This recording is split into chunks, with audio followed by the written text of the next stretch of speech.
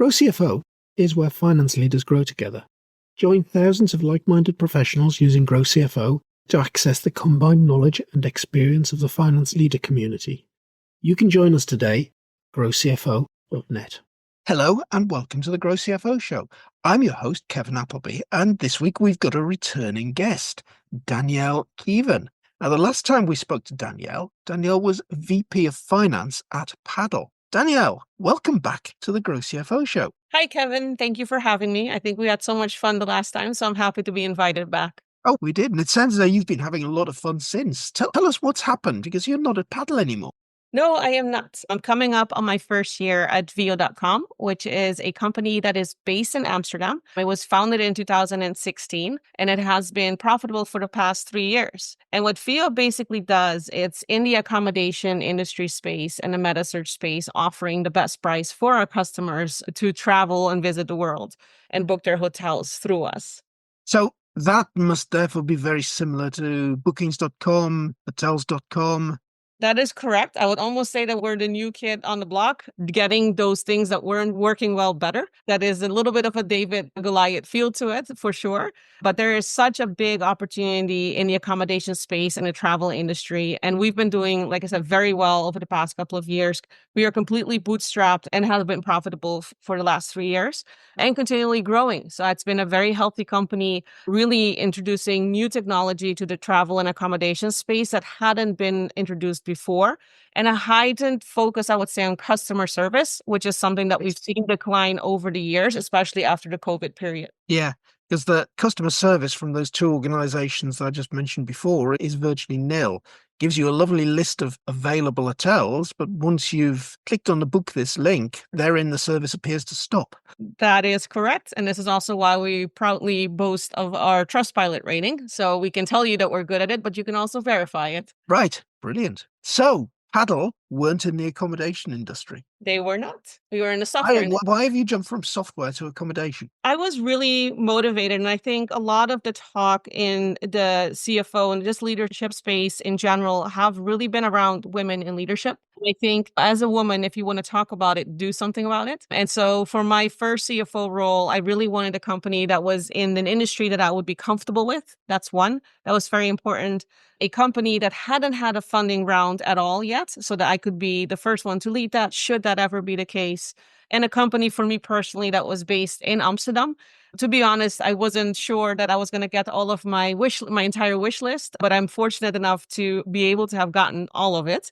So I was very thankful and happy to join the VO team December last year. Yeah, as CFO. So that is the first CFO role that you've done. That is correct.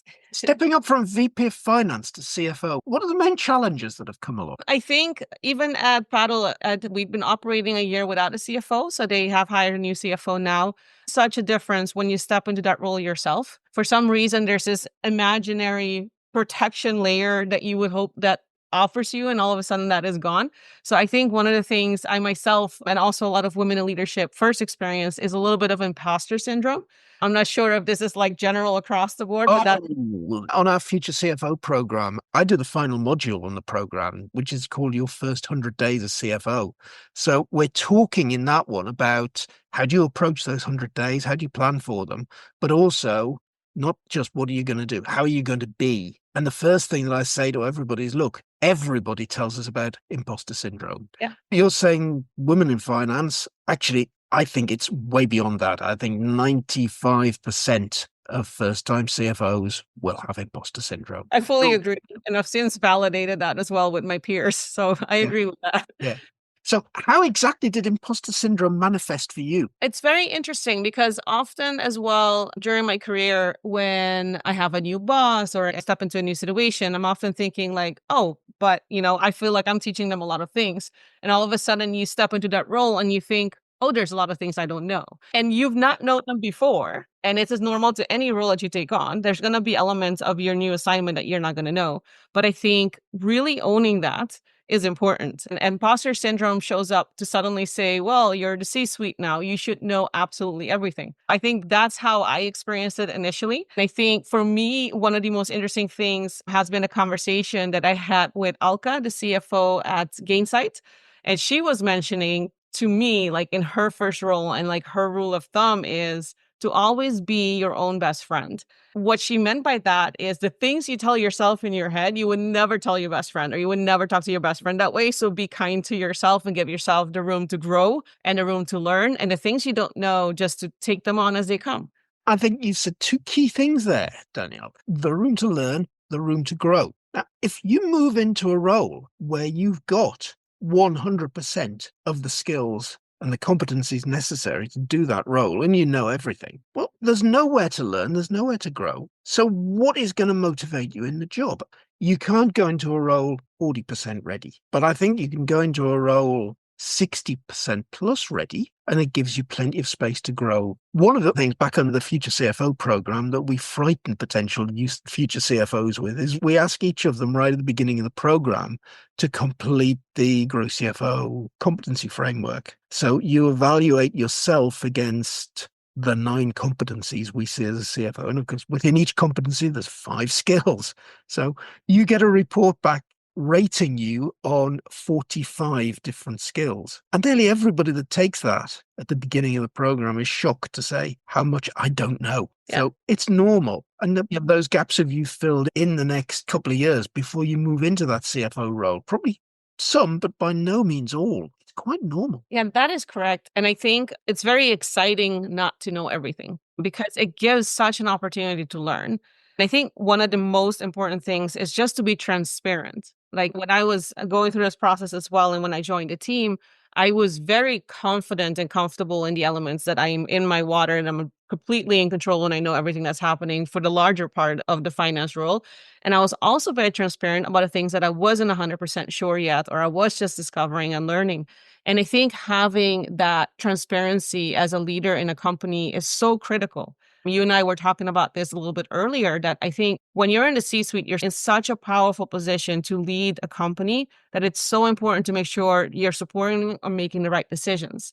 And if that sometimes means raising your hand and saying, I don't know, I'm going to find out, to pause a decision instead of pretending you know something you don't, I think that's very important. Yeah, I think it is. One of the things that I say there is that you've got to have the right support network around you. One of the reasons we do the Future CFO program in cohorts, a dozen or so people, is so those dozen people get to know each other really well and become their own support network. But you're already talking about chatting to other CFO in the same position and finding out that they've got the same problems. I fully agree. I think having that CFO network has been invaluable to me. I am fortunate to be a part of several CFO communities as well as in finance networks that have VCs and that have also CFOs and other finance professionals. And I fully agree with you, Kevin, that nobody can do that on their own. And if you want to be really great, it's being great together. So I find just like how I supplement knowledge to some other CFOs, they complement mine.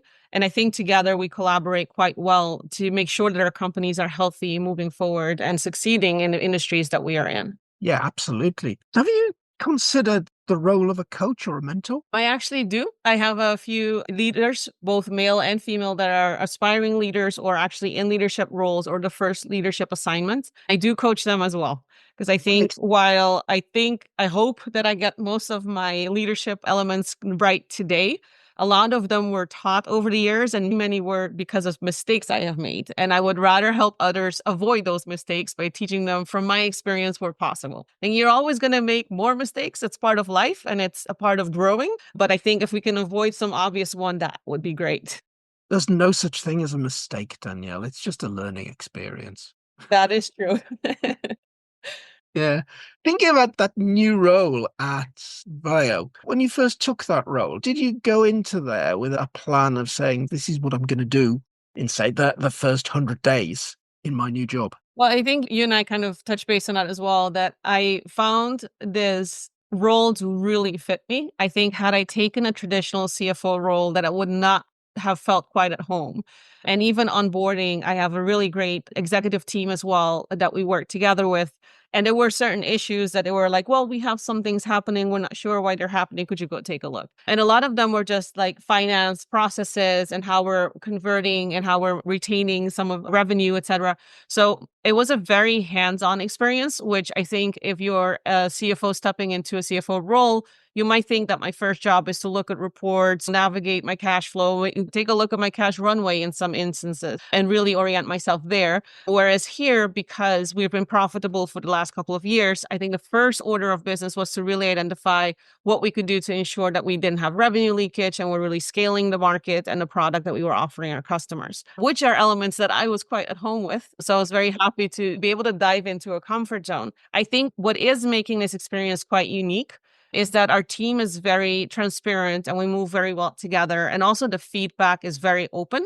I find that they're pushing me in a positive way to make sure that I keep going after the things that I'm not Yeah. as exposed to as yet and learning. So while I have a lot of the role that I'm very comfortable with and doing well, there's other things that I'm still exploring. And I do find that we can talk openly about that and support each other in that growth path and learn together. Brilliant. Tell me about your team. What sort of size of team are you now managing? So this is for finance. It's one of my leanest teams that I've had.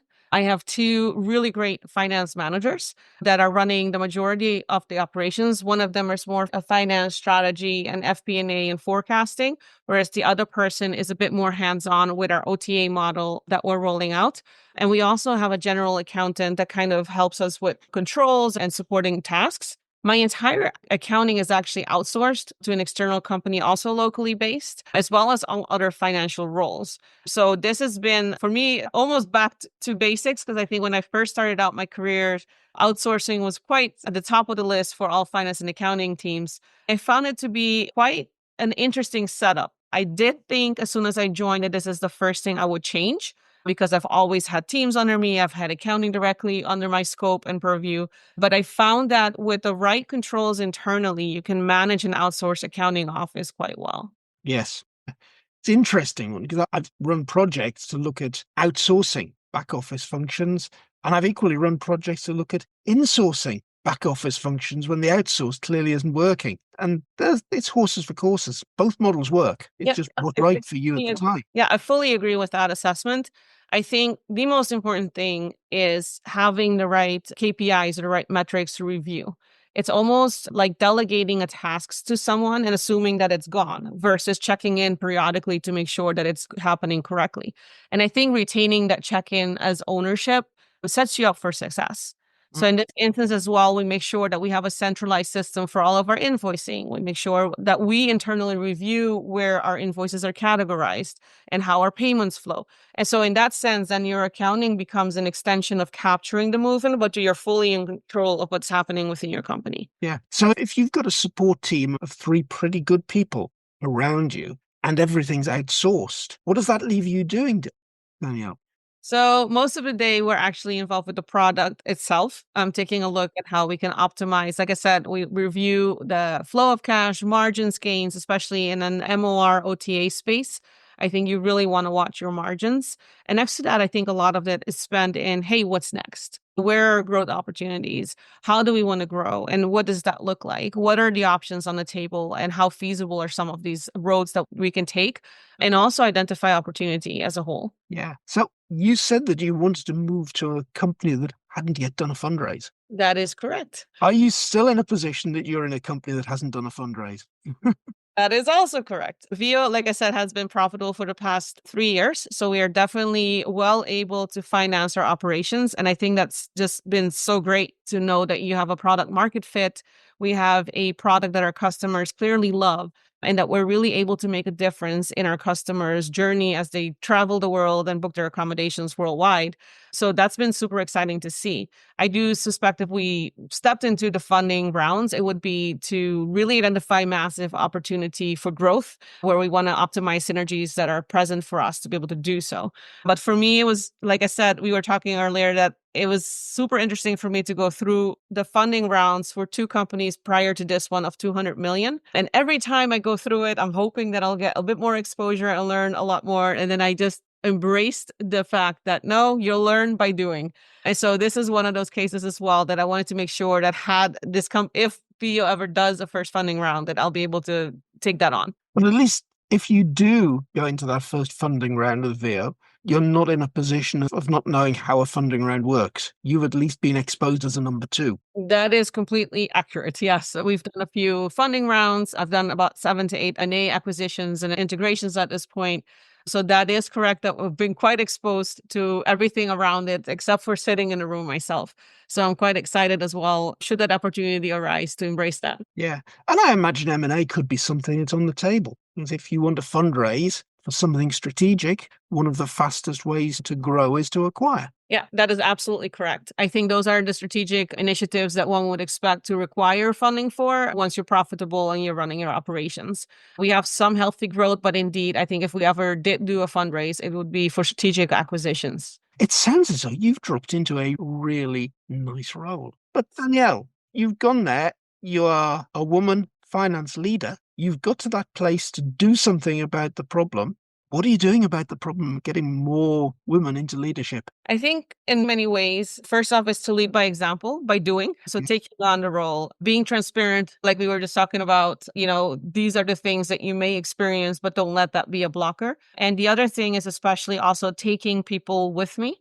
As in, like, I think when I first started out working almost 20 years ago, I remember that there used to be a saying, oh, it's lonely at the top. And to be very honest, I've never felt lonely. I've always taken people with me because I do believe that you train them for the role that is to come versus dropping them in that role unprepared. And Yeah. so, to the extent possible, I've always had my own team exposed to work that they wouldn't be exposed to normally in their roles, or I intentionally delegate something to them, like telling them, well, this shouldn't be your job, but I want you to be exposed to it. And if you get stuck, I'll help you. So they can start kind of gaining that experience. In addition to that, also, I do engage in many conversations and panels about the process, right? And I think one of the more meaningful ones we had last year with quite a few ladies that I consider them titans in industry. I was humbled to share the podium with them. And I think one of the things we spoke about is really running towards your fear, which is like so counterintuitive. If you're afraid of something, you kind of want to run the other way. But I found that running towards the thing you fear the most is actually often also where you find your greatest treasure and your greatest experience and the greatest challenge of your life, to really get into that space. And I think just openly discussing some of these items have been super helpful. I've seen, thankfully, some female leaderships, but also male leaders, right, step into these roles, because I do believe it's so important to have just people with the right skill set, but also that know how to be good people leaders. And that combination is rare. So whenever I see someone that's really great and really nice, I'm just like, oh, anything I can do to help them get to the next level, I definitely want to do that. Yeah. So do you think it was harder to get to the CFO role as a woman? I think women, we tend to be harder on ourselves. I think initially when you said, oh, if you know about 60% of the job that you take on, then you should be okay to learn the rest. And I think as a woman, we expect to know 95% of the job. And unless we Yeah. have or know Yeah. that, we don't want to risk the 5%. And while it feels that way, the rationale doesn't trend. I think that everything we do today, we've had to learn at some point in of time. And we haven't had to learn it until the demand was placed upon you. So unless you put yourself into, like you're saying, that 60% of knowledge and the 40% of unknown, there's not going to be a demand on you to step up and learn the extra 40%. You will forever linger in the 60% and not grow that skill. I do think that we often try to avoid being in an unknown position or an unknown space where we're completely out of water, or like we don't know where we're at and we can't orient ourselves. And I think having the courage to take that step is truly critical. Yeah, I think you're absolutely right there. And that is one of the problems, I think, with the CFO role. And I'd often describe it as becoming the external face of finance when you've been used to being the internal face. Now, you're used to being in front of spreadsheets. You're used to being putting the company's results together. You're used to communicating those internally with the organization, and you probably haven't had a big involvement in strategy. You move over to the CFO, that external role. Well, you're not talking to your fellow team leads that much anymore. You're talking to the investors, the shareholders, the customers, the suppliers. They're not necessarily your spreadsheets that you're looking at. They're probably somebody else's. And you've suddenly got to, rather than do the production of the numbers, you've got to manage the production of the numbers. So by the very definition of that internal face to external face shift, you have got to step hugely out of your comfort zone. And there's kind of no halfway house to learn it. I fully agree. And I also think that it's important to approach this as if it's a completely new job and a new requirement. Because I think often, if we even look at finance as a whole, if somebody talks about taxes, they assume it's finance. If somebody talks about legal, they assume it's finance. Whereas accountants, FP&A, they all assume there's a common wide outside misconception that it's all the same and No, it's it's both all for all the same. and it's all the CFO, for example, or finance or should know all of them. And these are all separate roles and separate jobs and separate even studies and legislation. And so I think for me as well, it just embracing the fact that the role of a CFO is different from what I've done before makes it a little bit easier to approach it as in hands-on, learn this one thing, learn this next thing. And also I think to your point, what you're saying is so important. The way you communicate outside of the CFO role is so different. And it's almost like learning a new language, understanding how to communicate certain risks or understanding how to speak to investors and banking. Because to me as well, like investment and banking is completely different in finance than some of the other roles that you have. And so for me, that's been the way that I've chosen to approach it. I've just like split the finance or the CFO roles in different steps and decided to tackle one at a time as if it's a completely new job, a completely new role, and just going for it. Yeah. And one of the other things that does make it difficult for a lot of CFOs is they're expected to be running a lot of things that are outside of finance. I often look and fairly cynically say that the CFO ends up with every leadership job that nobody else wants to do. Now, quite often, you're in charge of property and estates. You're quite often in charge of the legal team. In quite a few organizations, you've got the head of IT reporting to you. So how's that sort of thing played out in your role? I've seen it come up often. I think it's very interesting that you phrase it that way, that everything that nobody else wants ends up in finance. That does seem to be the common trend that I've seen through many of my organizations, which has been, I like it and I enjoy it because I learned. So I think, 2 companies ago, it was a lot of legal interaction and I had no understanding of some of these things and just being able to learn the legal side of the business, which has put me in a better position now to have a legal opinion, whereas that was not my first discipline. And I think in my last organization, being thrown in the global tax space, which also, again, people assume it's the same thing as finance, it's completely different. And so for me, instead of getting utterly annoyed by it, I would say I would completely embrace it because I'm like, what I don't know, I'll figure out. I think to what you're saying as well, one of the elements that often comes up is like compliance, but not just in finance, but in the overall company. You talk about cookie compliance or a human resource compliance or hiring compliance.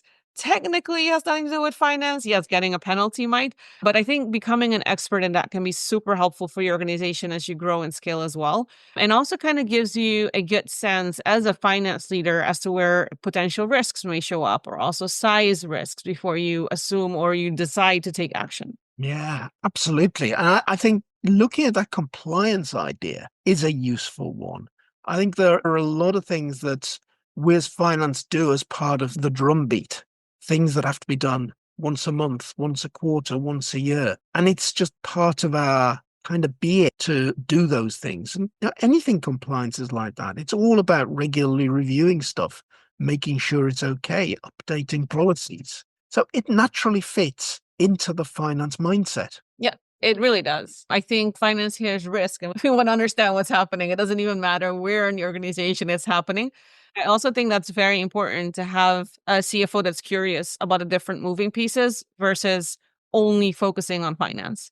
I think, especially in a space where I'm operating at currently, the kind of startup, scale up space, you have to be diverse enough to understand what's happening in the organization and how that impact will or not translate to back of the house finance. Yeah.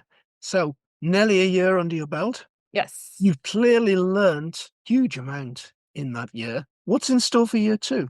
I'm super excited about year 2 because I think when I joined the first year, I, for example, planned the whole year, I did the whole roadmap, decided what was important. And I think to what we were talking about just when we started, as in like, what am I doing now that I have this role?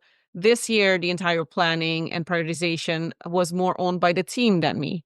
And I think that's like super important to see that shift in maturity and take people along with you in growing and developing. We are super excited to make sure that we're looking forward at opportunities in the market, as well as how we want to position ourselves as a company. I think we are in a great position, especially because our customers love us and we have customer support, which, as you mentioned before, others have chosen to drop.